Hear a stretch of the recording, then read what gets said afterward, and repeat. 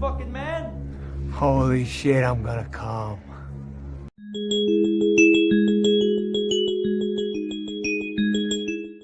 Hello and welcome. My name is the Lazy Reviewer, and today I'm gonna be giving my thoughts about the new The Batman teaser trailer, which was released on Sunday, and I had the blissful opportunity to have witnessed this trailer, this masterpiece of a teaser trailer, and I just want to say I'm actually hype about it. This might be the most anticipated movie of 2021 for me.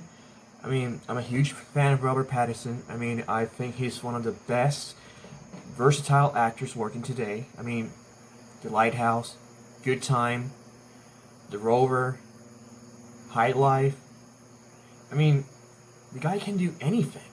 And now we are seeing this version of Batman where it's at its most unstable. Something that channels, something that rivals the Batman of Michael Keaton back in 1989. So, yeah, Robert Pattinson is gonna knock it out of the park with Batman. I have tremendous faith on the man that he's gonna do it. He's gonna be great at it. But besides the fact that Robert Pattinson is gonna deliver a great performance as Bruce Wayne and Batman, I think the one who's gonna be stealing the spotlight from everyone in this film is none other than Paul Dano playing the Riddler. I think he's gonna pull a Heath Ledger. Because, to be honest, Paul Dano is one of the most underrated character actors to be working today. I mean, the guy went toe-to-toe with Daniel Day-Lewis. The Daniel Day-Lewis in the film There Will Be Blood. I mean, the guy made me cry in Little Miss Sunshine, and he made me fucking hate him so much in 12 Years a Slave. The guy has range, and seeing him playing the Riddler, and in the trailer when you see his voice taunting the Cape Crusader, I was sold. I know that Paul Dano is going to be a great Riddler. I also love the fact that the film has this neo-noir type feel to it, unlike the previous Dark Knight movies where it shows Batman kicking ass. I mean, who doesn't love seeing Batman kicking ass? But those films didn't have a lot of focus on Batman as the detective, and this one feels like a neo-noir superhero film, who's directed by none other than fucking Matt Reeves. He directed one of the best remakes of modern times, Let Me In, which is a remake of the classic Swedish vampire film Let the Right One In. He made Cloverfield one of the best found footage movies ever. He made two of the best blockbuster films of recent time, War of the Planet of the Apes and Dawn of the Planet of the Apes. Wait, I said it. Sorry, I said it wrong. Anyway. He is amazing, and the fact that he took inspiration from everything. From the Batmobile, has some sort of resemblance to the Batmobile of the Batman's TV show from the 60s, and the fact that it's heavily influenced on the comics of Year One, which tells the story from the point of view of a young Batman. I mean, I am glad they're not gonna make another one of those stupid origin stories about Batman, because Jesus, we get it. His parents get shot, he gets angry, he learns a lot of kick-ass martial arts, he becomes the Dark Knight, and blah blah blah blah blah blah blah. We get it. But this one, we are gonna see the Batman struggling with his inner demons as he's trying to solve this mystery, as he's trying to stop the Riddler and the fact that the Penguin's gonna be in that film, who's gonna be played by none other than one of the most underrated actors working today, Colin Farrell. I mean, Colin Farrell. That guy's fucking legit. I mean, that guy is versatile. He has this quirky sense to his acting skills, which will be good, and he can also be very intimidating, as you can see in True Detective season 2. One of the highlights of the season, he plays this very troubled individual with a lot of anger management issues. Like, believe me, there's this one scene where he beats up his son's bully's father in front of the bully, and tells him, "Oh, hey, your father's getting his ass whooped for you. Well, thought you'd like to watch this kind of stuff." And I was like, "Wow, Colin Farrell's legit. It's fucking intimidating." I also love that they show glimpses of the villains. They don't have like this huge dramatic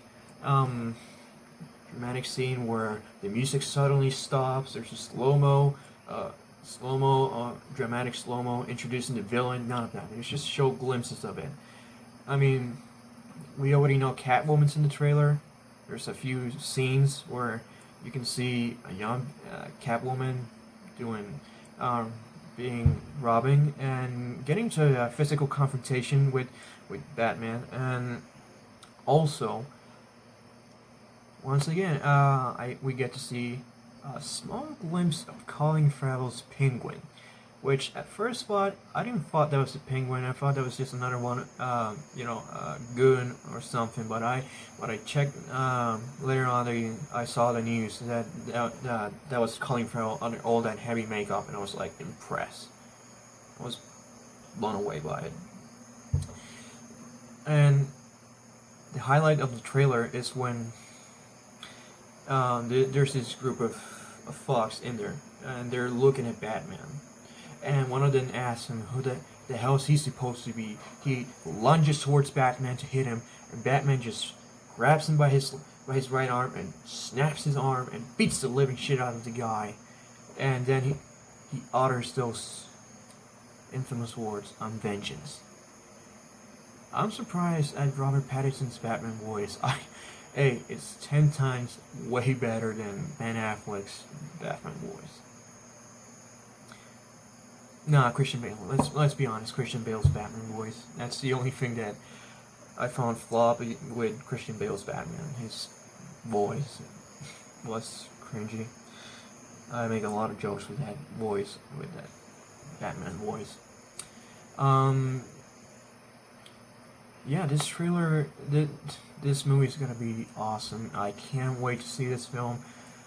It's, like I said before, it's my most highly anticipated film of 2021, and I hope I can get some early tickets to watch the early screenings, because believe me, I am so hyped that I finally get to see Robert Pattinson being a badass, and finally a lot of people are gonna fucking acknowledge that Robert Pattinson is way past being known as the sparkly vampire from the Twilight, from the not god-awful Twilight saga, and being known as one of the most respected and most versatile actors working today, who has swore he will never make a blockbuster film. But since Robert Pattinson is a guy who is very meticulous about his choosing of scripts,